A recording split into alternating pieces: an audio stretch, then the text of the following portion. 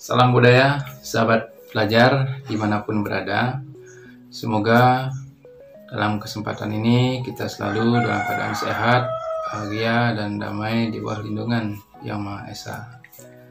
Jadi jumpa lagi di materi pembelajaran seni budaya di kelas 7 semester genap terkait dengan menerapkan ragam hias pada bahan tekstil.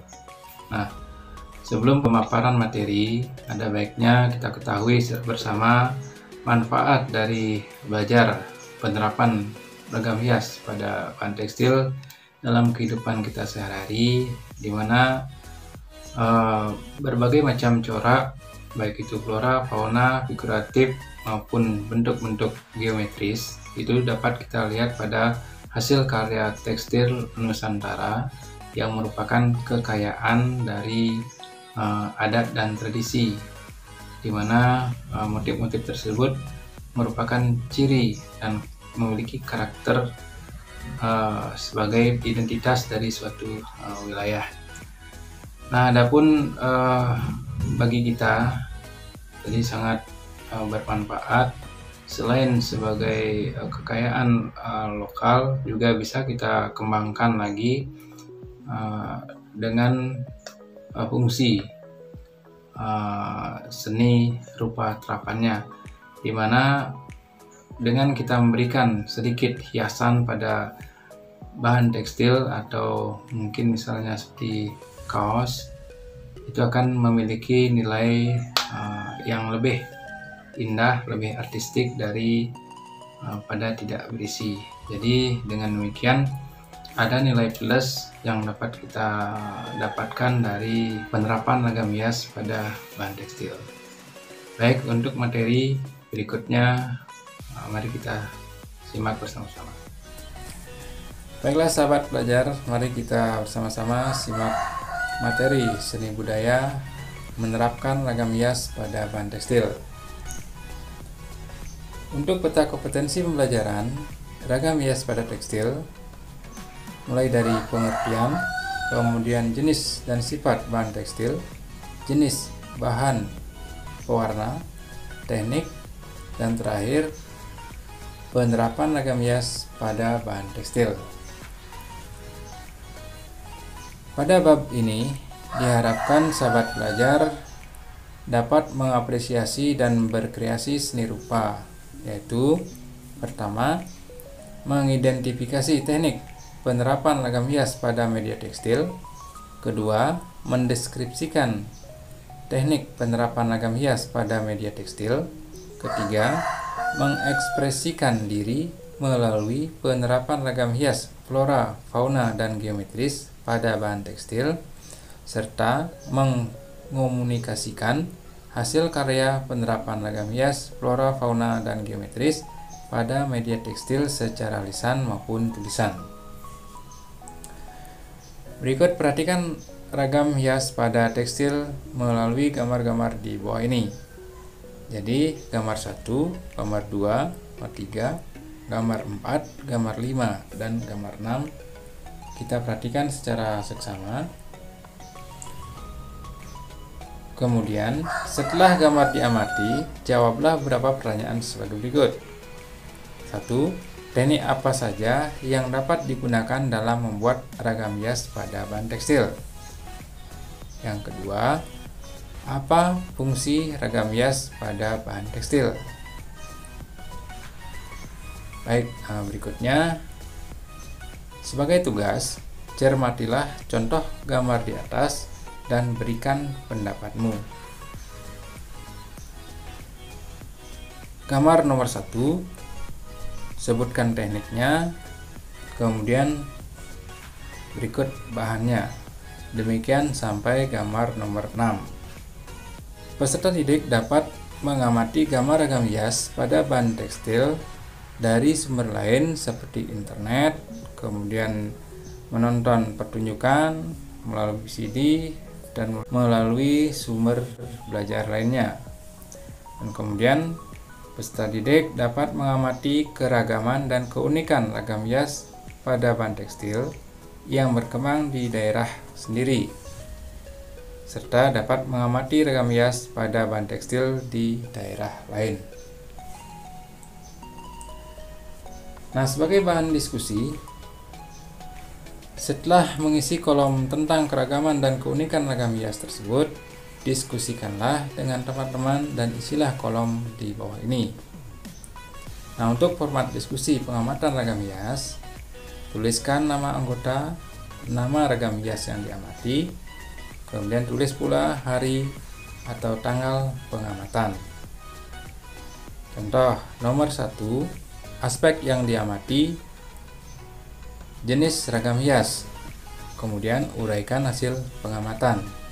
Yang kedua, aspek yang diamati, media gambar ragam hias, kemudian uraikan hasil pengamatan. Kemudian yang ketiga, teknik menggambar ragam hias. Selanjutnya, uraikan hasil pengamatan. Selanjutnya, mari kita perhatikan penerapan ragam hias pada bahan tekstil.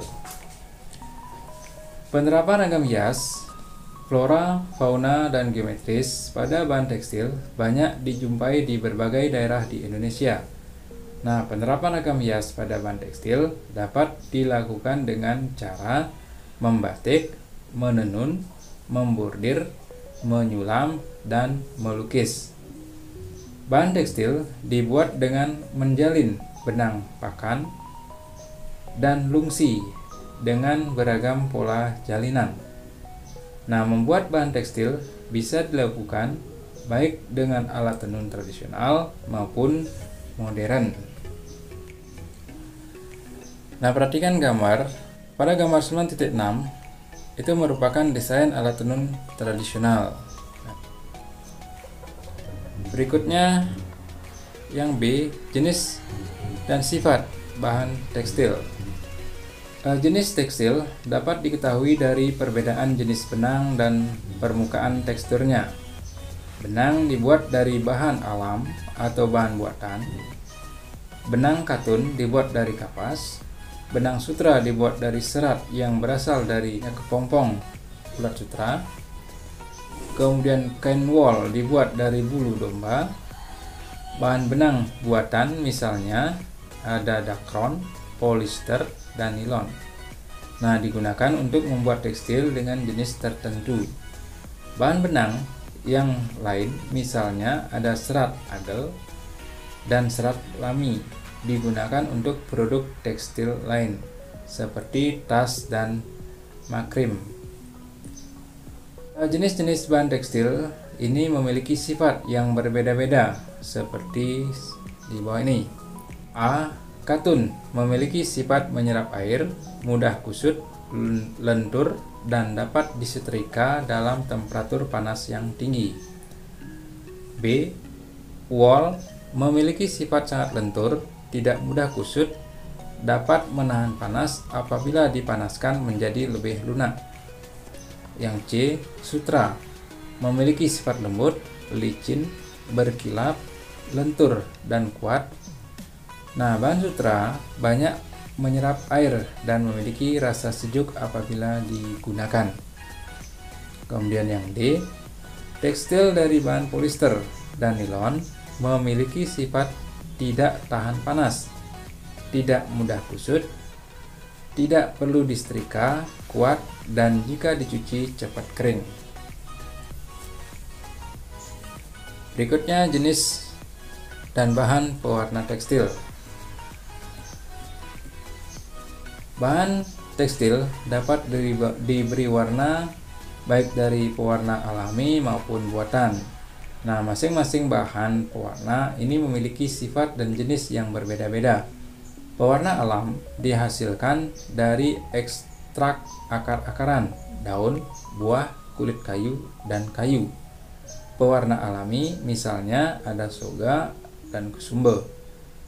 Pewarna buatan atau sintetis dibuat dari bahan kimia, misalnya naftol dan indigosol.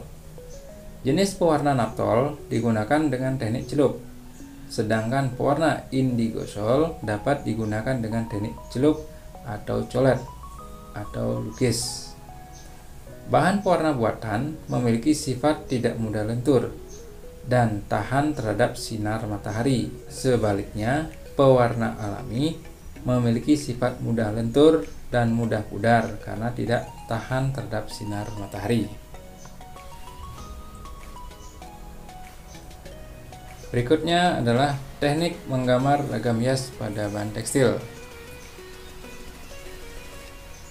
Penerapan ragam hias pada bahan tekstil dilakukan dengan teknik yang berbeda-beda, misalnya bisa disulam, batik, sablon tenun ikat, bordir, dan songket. Nah, penerapan ragam hias pada bahan tekstil misalnya dilakukan pada kaos oblong. Kaos oblong dibuat dari bahan yang menyerap cat. Bahan pewarna yang digunakan misalnya cat tekstil atau cat sablon dengan alat kuas. Berikut ini contoh penerapan ragam hias pada produk kaos oblong dengan teknik menggambar. Jadi yang perlu disiapkan adalah pertama, sahabat belajar siapkan gambar rancangan ragam hias di atas kertas. Jadi disesuaikan ukuran kertas dengan bidang gambar sesuai dengan motif yang diinginkan. Yang kedua, siapkan kaos oblong berwarna putih dan berilah alas dari bahan karton atau triplex di dalamnya agar pengecatan tidak akan tembus ke belakang. Berikutnya yang ketiga, pindahkan gambar rancangan ragam hias ke permukaan kaos dengan pensil. Keempat, selesaikan gambar rancangan dengan menerapkan warna-warna yang menarik dengan alat kuas. Dan yang kelima, keringkan hasil gambar ragam hias dengan hair dryer atau dijemur. Bentuk ragam hias dapat diaplikasikan pada media tekstil, salah satunya adalah menggunakan teknik menggambar. Jadi menggambar pada bahan tekstil kaos menjadi pilihan yang bisa dilakukan. Pewarna bisa dilakukan dengan menggunakan cat tekstil atau cat sablon. Proses pembuatannya dapat menggunakan kuas dan diberi campuran beraneka warna. Jadi seperti contoh gambar 9.9 itu kaos polos putih, kemudian 9.10 cat tekstil, atau bisa juga menggunakan pigmen warna yang dicampur dengan penguat yang disebut dengan binder. Setelah memperhatikan gambar 9.11 ragam hias pada kaos, sahabat pelajar dapat memperhatikan pada proses pengerjaan menggambar ragam hias atau penerapan ragam hias pada bahan kaos oblong seperti video berikut ini.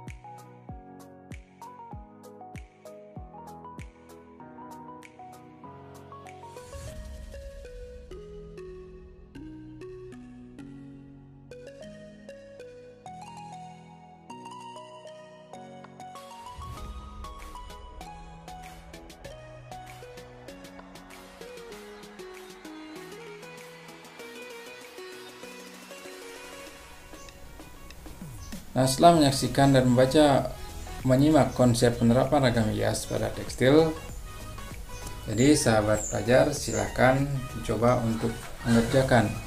Buatlah beberapa kesimpulan dari penerapan ragam hias pada bahan tekstil dengan A. Pengertian bahan tekstil, B. Jenis-jenis bahan pewarna tekstil, dan C. Berbagai teknik untuk menerapkan ragam hias pada bahan tekstil.